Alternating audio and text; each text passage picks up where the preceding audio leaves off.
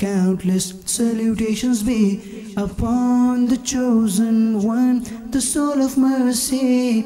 Countless salutations be upon the divine candle of assembly of guidance. Alhamdulillahi Rabbil Alameen, wassalatu wassalamu ala Sayyidil Mursaleen, amma ba'du fa'a'udhu billahi minash shaytanir rajim. Bismillahir Rahmanir Rahim. As-salatu was-salamu alayka ya Rasulallah wa ala alika wa ashabika ya Habiballah. As-salatu was-salamu alayka ya Nabiyallah wa ala alika wa ashabika ya Nurallah. Dear brothers in Islam and viewers of Madani Channel, welcome to another session of our silsila Siratul Mustafa Sallallahu Alayhi wa Alihi Wasallam, the life of the chosen one. In our last session we covered the word Sirah and what it included, and how Sirah literature covers not only the birth of our beloved Prophet Sallallahu Alayhi Wasallam and some accounts of his life, but such is the scope of Sirah literature that we have now. It actually covers some events and conditions before the birth of our Prophet Sallallahu Alaihi Wasallam, and any important information related to the Prophet Sallallahu Alaihi Wasallam, from the blessed cities of Makkah al-Mukarramah and Madinatul Munawwara to the various events which took place within his time, before his time, after his time, even to a certain extent. We also looked at the conditions of Arabia before the birth of our beloved Prophet Sallallahu Alaihi Wasallam, the influences in terms of the empires that were in power around Arabia at that time. We began with the lineage of our beloved Prophet Sallallahu Alaihi Wasallam, and we mentioned some history about some of his ancestors, the word Quraysh and where it came from.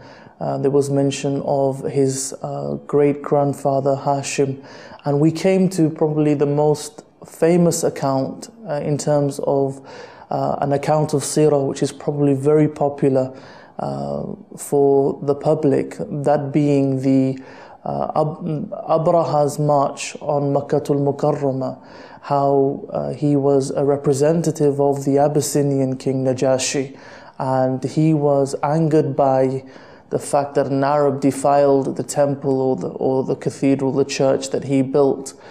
His intention was that the church that he built, or the temple that he built, would replace the blessed Kaaba as a place of pilgrimage. And this was the reason why an Arab decided to express his opinion of that thought. And Abraha, he marched on and reached the outskirts of Makkatul Mukarramah. He met Abdul Muttalib. They had a discussion. Abdul Muttalib, the issue of the blessed Kaaba, and when he left Abraha's camp, he actually, with some people close to him, he made dua, a supplication to Allah subhanahu wa ta'ala that the Kaaba be protected. He sent the rest of the people to the hilltops nearby, so that they are not affected if Abraha advances and attacks the sacred area. What happened after that? We will continue, but before we continue, I would like to share with you a benefit of not reciting blessings upon the Prophet Sallallahu Alaihi Wasallam today, but of writing.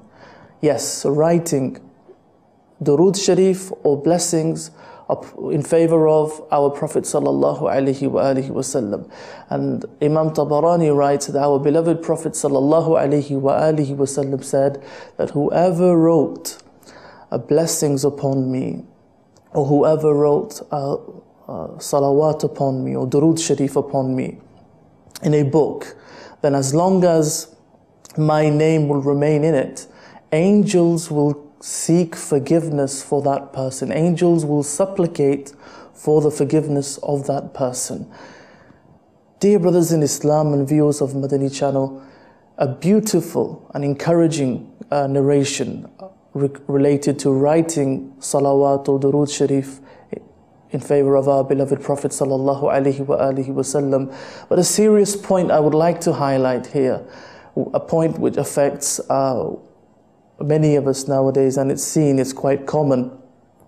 That being that when people write, it has been seen that when people write durood sharif or salawat, they have a tendency to abbreviate. So in the Urdu language you might see just the letter Sad or Sad, Lam, Ain, Mim, and in the English you might see S or SAW. What is the ruling regarding this? We turn our attention to a wonderful Hanafi fiqh manual written by Sadr al-Sharia Badr al-Tariqa Mufti Amjad Ali A'zami alayhi rahmatul qawi, namely Bahar-e-Shariat.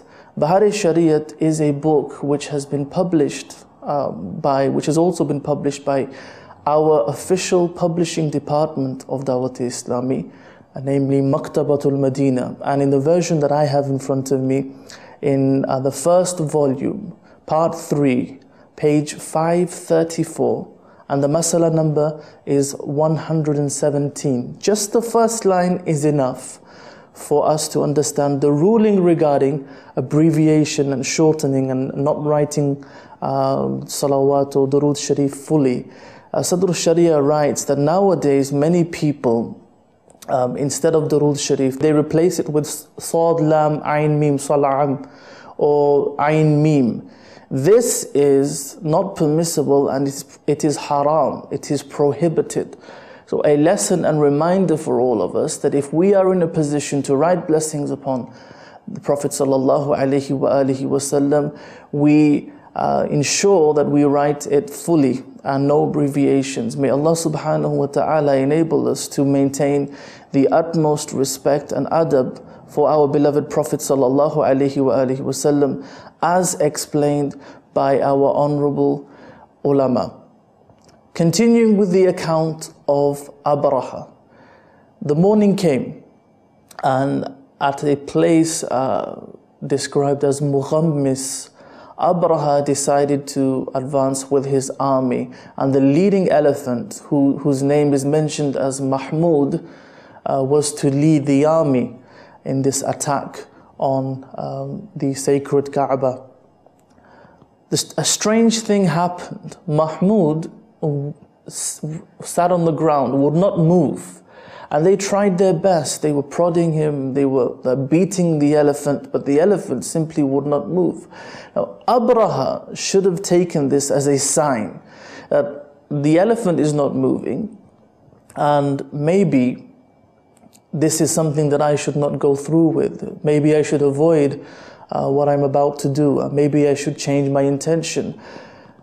But due to his emotions, his anger clouded his judgment, and he decided no matter what, he would try to fulfill his intention. While some narrations say that they actually turned the rest of the army in another direction, and then Mahmud got up.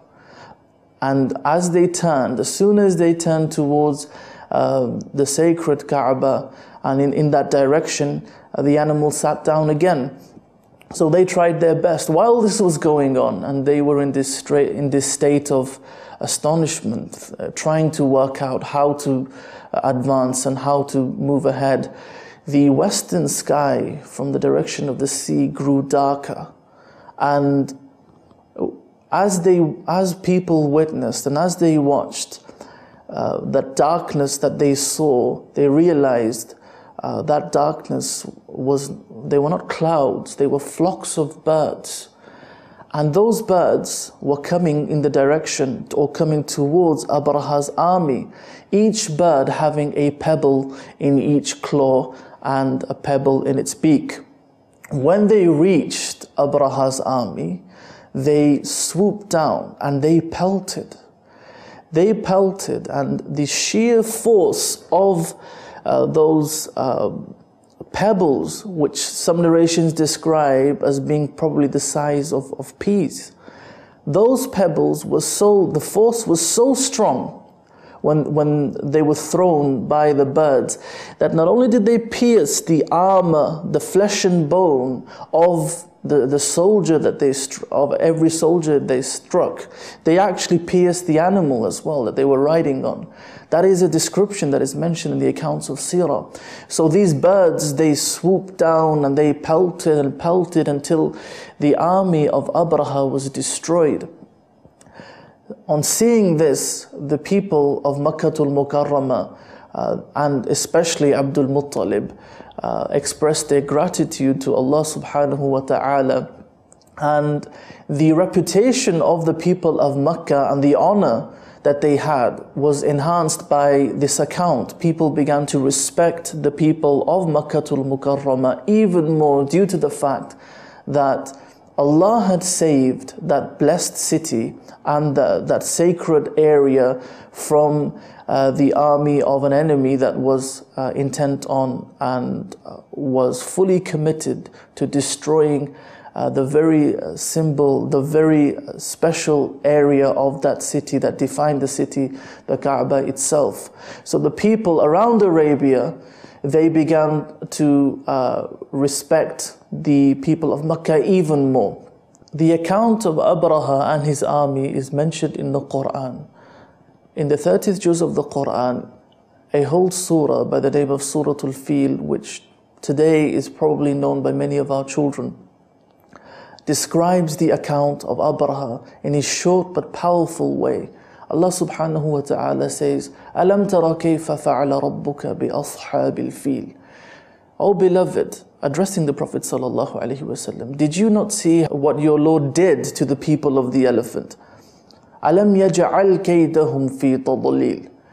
Did he not destroy their plotting? That what was meant by the expression. How they plotted to destroy the Kaaba, but they received punishment from Allah subhanahu wa ta'ala.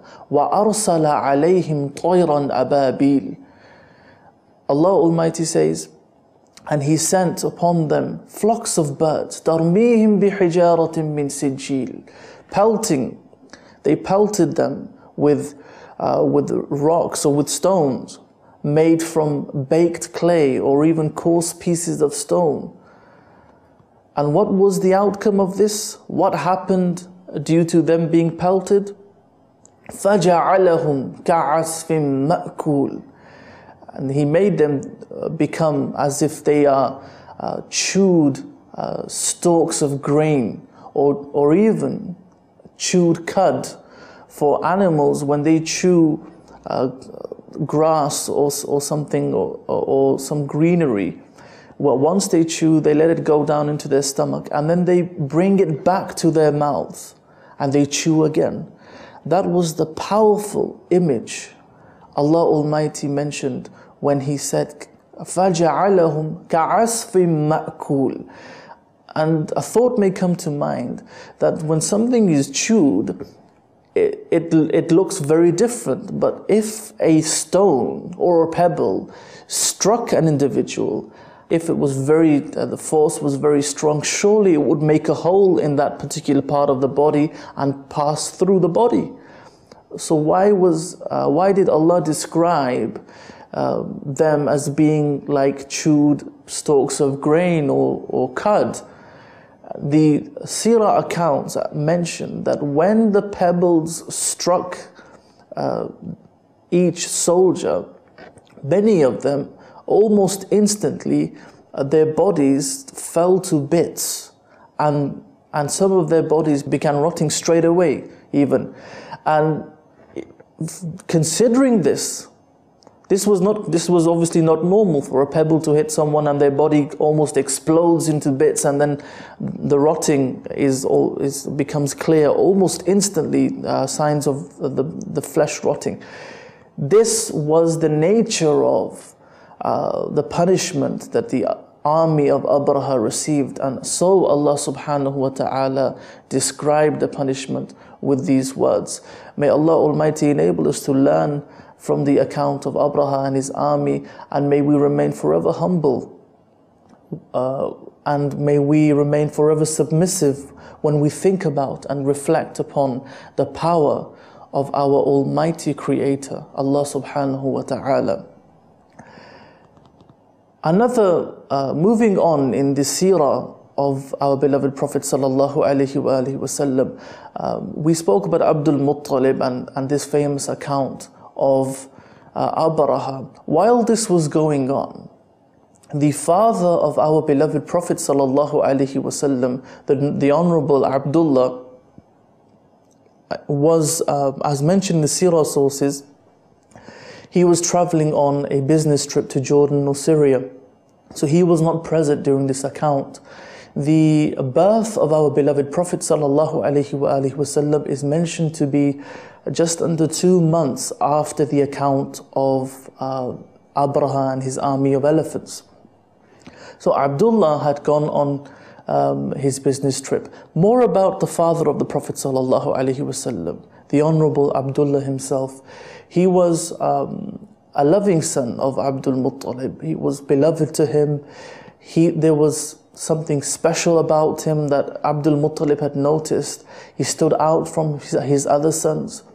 Abdullah was one thing that is mentioned about him. In fact, some seerah sources mention this about Abdul Muttalib as well, that a scent came from his body. It was as if his body gave off a kind of scent or fragrant smell.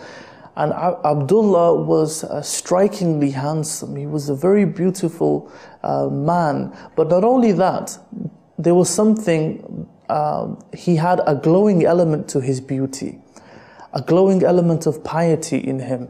And Abdul Muttalib was very careful in his planning for Abdullah and his future. His desire was that the partner that Abdullah will find and the individual, the woman that he would get married to, would be someone who possessed amazing qualities, for he considered his son to be special. Abdullah had been recognized by the Jews, and the Jews, once they recognized him, they kept on plotting to actually find an opportunity. They were looking for an opening to actually attack him and kill him. Allah Almighty in the Quran on occasions has reminded us of how the people of the book, they were given signs. They knew the signs. They did not accept the signs because of hatred or due to the fact that they had sold themselves, meaning they had preferred power and influence and money in this world over the truth.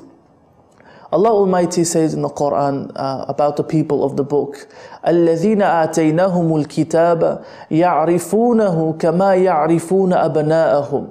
That those to whom we gave the book, يَعْرِفُونَهُ, they recognize him. Who do they recognize? They recognize our Prophet Sallallahu Alaihi Wasallam. The people of the book, Allah told us that they recognize the Prophet Sallallahu Alaihi Wasallam. And to emphasize this further, Allah did not stop there in mentioning their recognition. He said, كَمَا يَعْرِفُونَ أَبْنَاءَهُم. Their recognition of our beloved Prophet Sallallahu Alaihi Wasallam was so strong that they recognized him the way they recognized their offspring, the way they recognized their children. For the signs of the last messenger mentioned in their scriptures was so clear that not only did they know about the Prophet ﷺ himself, they knew about his father, they knew about the land, the city that he was born in, the city of migration, Madinatul Munawwara. They even knew about some of the famous accounts that would take place during the time of our beloved Prophet ﷺ. And at times, in the time of our beloved Prophet ﷺ, many of the scholarly folk of the people of the book, they came to the Prophet ﷺ and they saw him and they embraced Islam, or they questioned him, and when he answered their questions, they embraced Islam. Many of them, they knew who he was, but they decided not to accept his message. So the people of the book recognizing Abdullah was nothing to be surprised about. They knew from their scriptures, this is the father of the final prophet. One day when Abdullah was in a jungle hunting, a group of them decided to attack him. And as they launched their attack, as they went forward to attack him, suddenly it seemed out of nowhere, mysterious horsemen appeared. And these mysterious horsemen, they did not look human. They drove the Jews out. While this was going on in that particular area, it happened to be the case that the father of the Honorable Amina, Wahab, was present, and he saw what happened, and he realized that the Honorable Abdullah is someone special.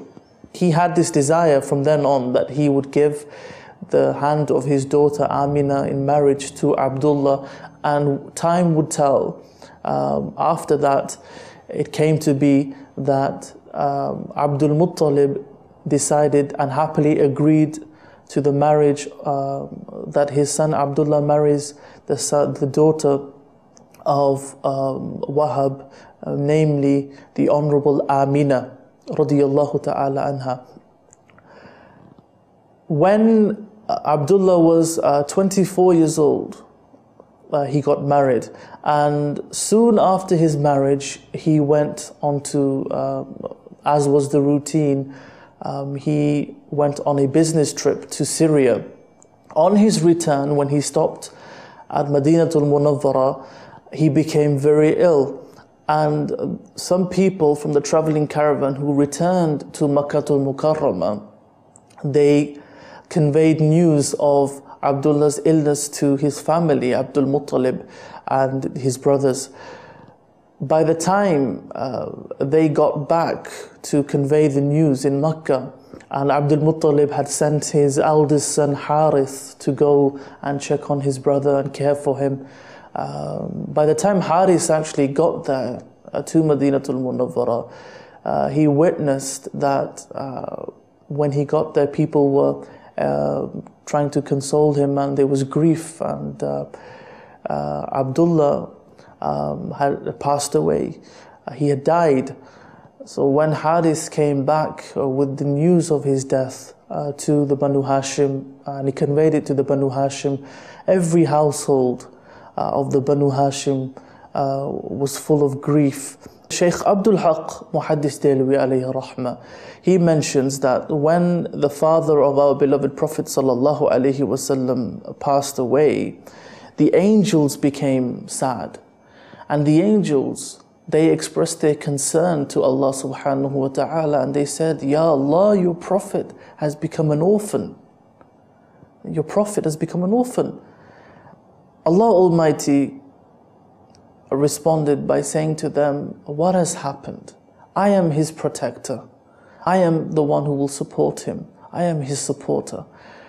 Dear brothers in Islam, earlier in our series, we mentioned how the great-grandfather of our beloved Prophet Sallallahu Alayhi Wasallam passed away at a very young age, 25, and Abdullah, his father, meaning the Prophet Sallallahu Alayhi Wasallam's father, also passed away, as mentioned in the seerah sources, at the age of 25.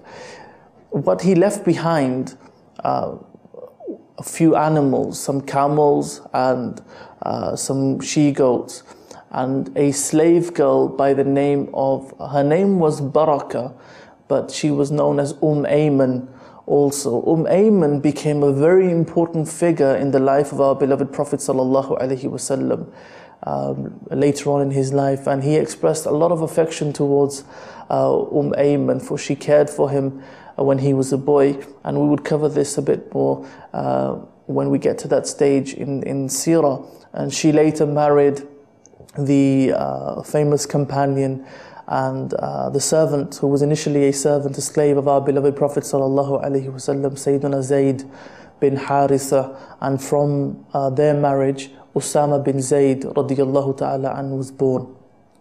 An important issue for us to bring into focus now is the opinion regarding the ancestors and especially the parents of our Prophet Sallallahu Alayhi Wasallam being believers. We, the Ahlus Sunnah wal Jama'ah, it is our position that the parents of our beloved Prophet Sallallahu Alayhi Wasallam, and in fact his ancestors, going back to the lineage of Sayyidina Ismail alayhi salam, were all believers.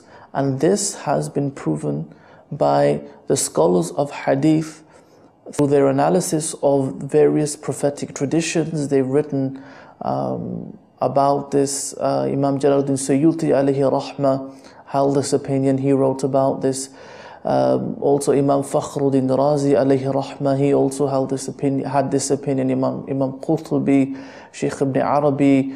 When we look at the latter stages, or we look more at the subcontinent, we have the shuyukh of Hind, Sayyiduna Shaykh Abdul Haq Muhaddis Dehlwi alayhi rahmah, and obviously more recently the great Mujaddid Imam Ahmad Raza Khan alayhi rahmatur rahman, who wrote a risala, a booklet about this issue in his fatawa, which we will come to towards the end of this particular part.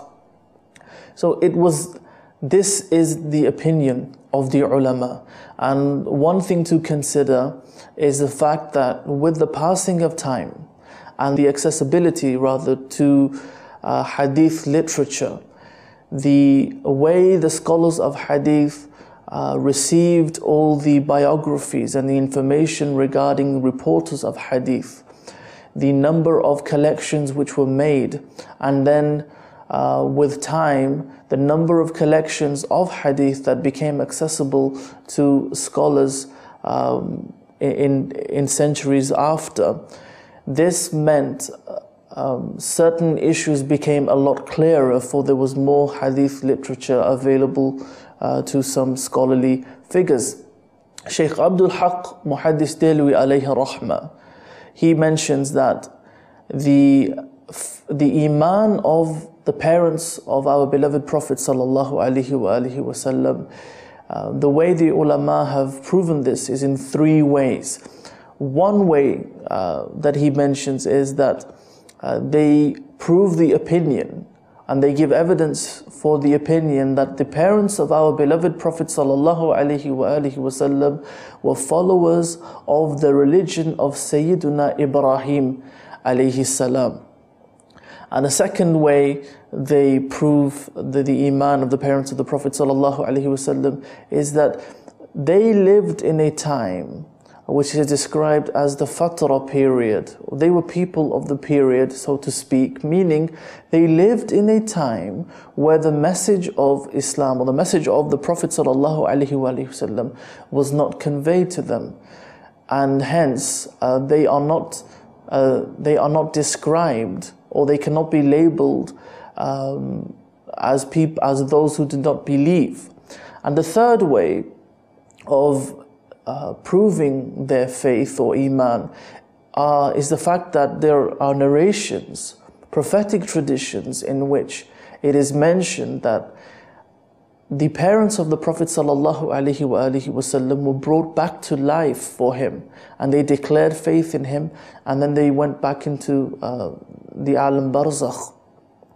This particular theme and the ahadith related to this theme, the Shaykh mentions that the number of chains of transmission available for this particular hadith or narrations like it, the number of narrations have increased the authenticity of this particular tradition and brought it to a level of Hasan or Sahih, just by the number of chains of transmission that are available. And the likes of the actual one example of that Imam Qurtubi writes about, when the Prophet ﷺ was during his farewell pilgrimage, Sayyidah Aisha saw signs of grief in him, and then later on she saw him that he was happy, and when she asked him about this, he mentioned that that his honorable mother, at his request, was brought back to life for him, and she declared faith in him, and this was the reason for his grief changing into happiness. These traditions, such traditions, Allama Ibn Hajar Haytami writes that the traditions about the parents of our beloved Prophet Sallallahu Alayhi Wasallam coming back to life are sahih. This is the opinion that he had, and this is what he wrote.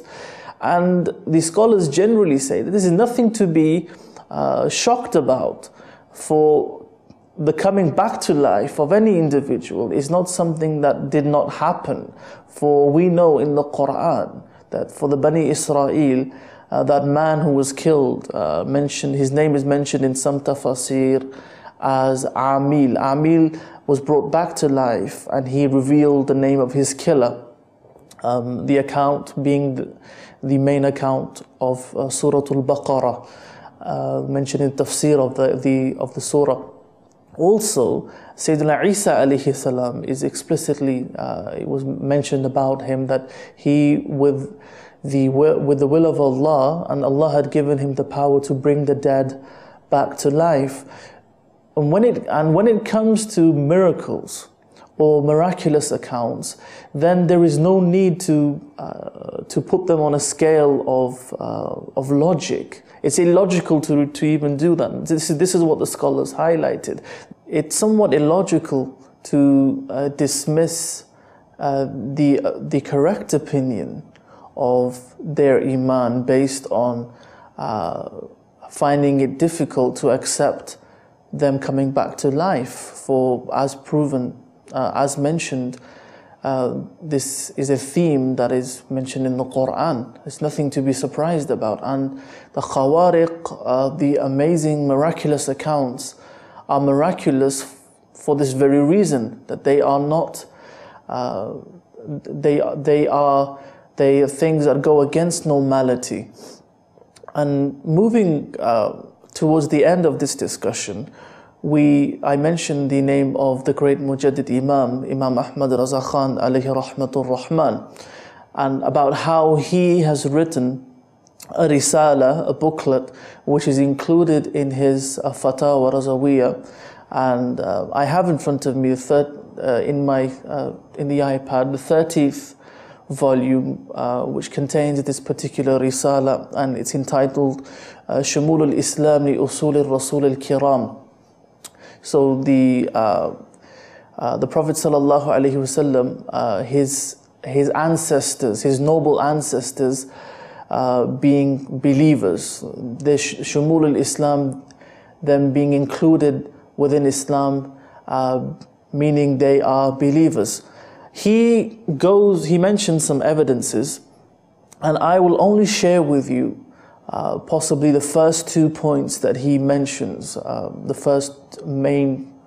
two main arguments or the main evidences that he gives, just to give you an idea of his beautiful way of explaining the issue, and how he makes it very clear that the Iman of the parents of our beloved Prophet Sallallahu Alaihi Wasallam and his ancestors is something which is supported by the Quran and Sunnah. The first verse he mentions in his first statement of evidence is وَلَعَبْدٌ مُؤْمِنٌ خَيْرٌ مِّن مُشْرِكٍ, that the believing slave is better than the disbeliever, than the mushrik. And then he goes on to mention a hadith of the Prophet ﷺ. So from the verse, what is clear? That a believer, even if he is a slave, is better than one who associates partners with Allah, than one who is a mushrik or this category of kafir or disbeliever. So he mentions this, that the believer is better even if he is a slave.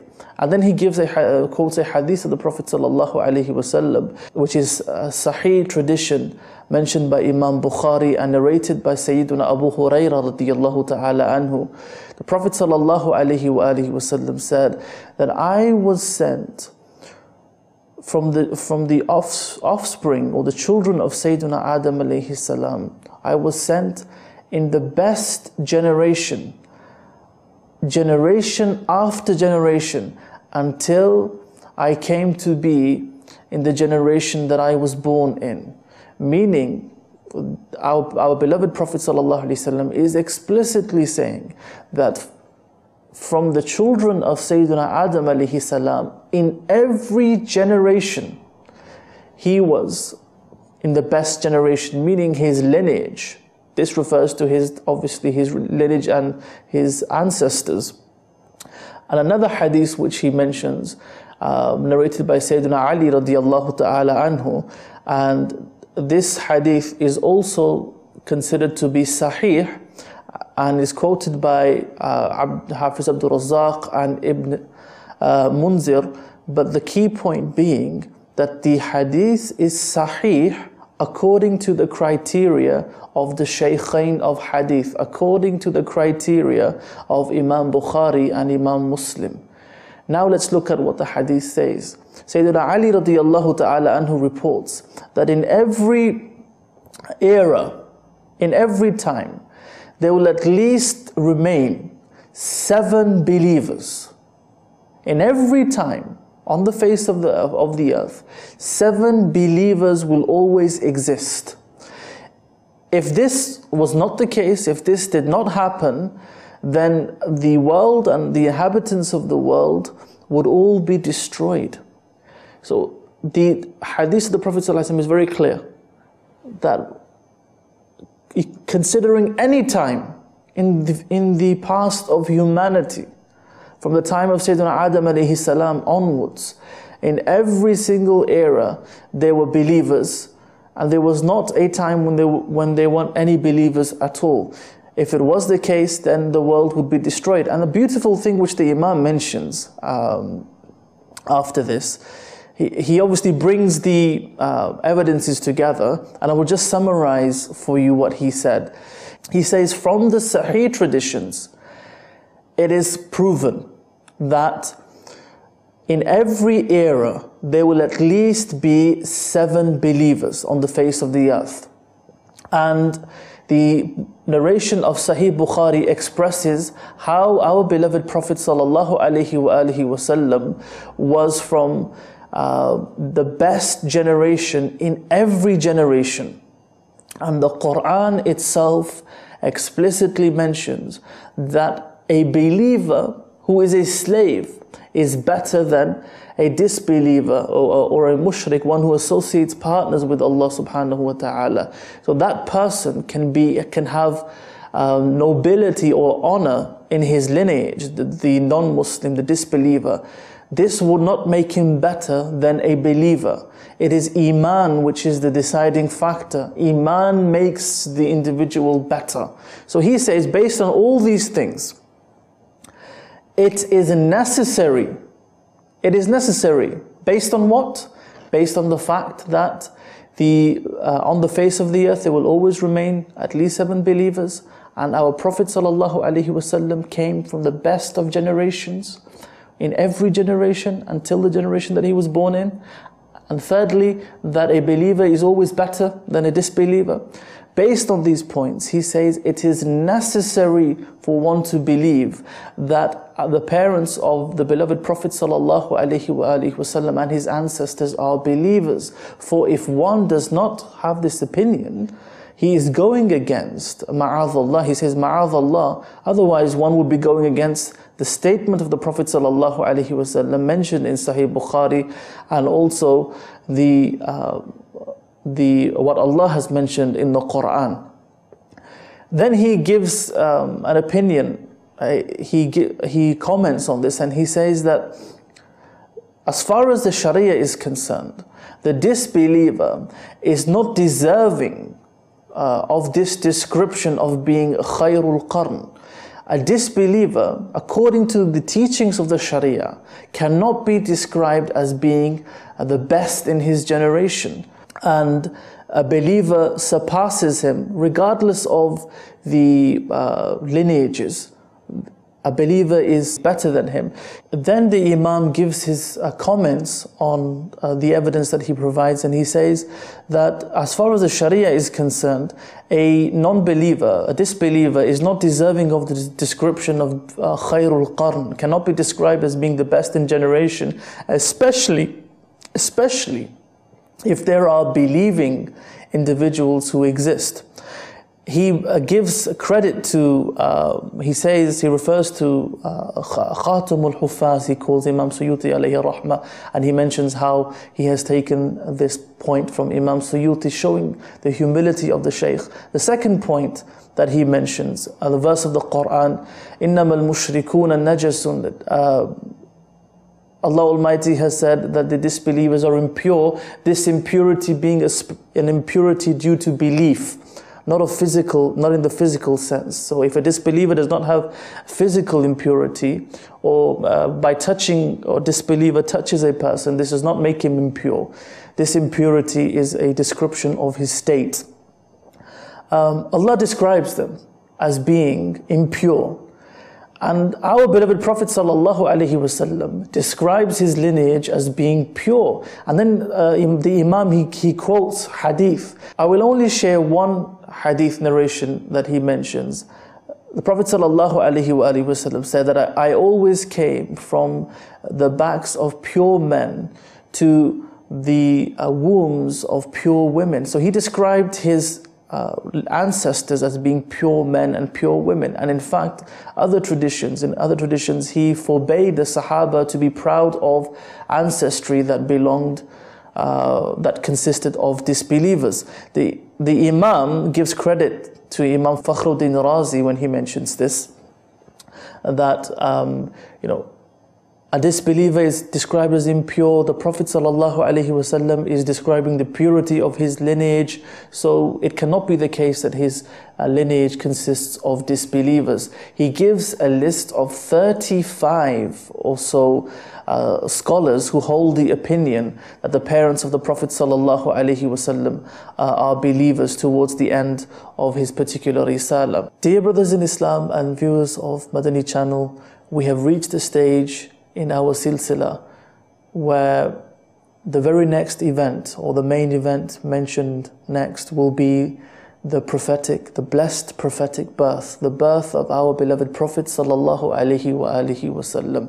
We will cover this in our next episode of our silsila, Siratul Mustafa Sallallahu Alayhi Wasallam, the life of the chosen one.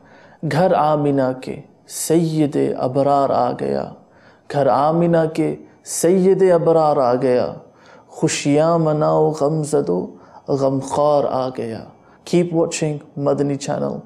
Sallu ala al-Habib Sallallahu ta'ala ala Muhammad. Countless salutations be upon the chosen one, the soul of mercy. Countless salutations be upon the divine candle of assembly of guidance.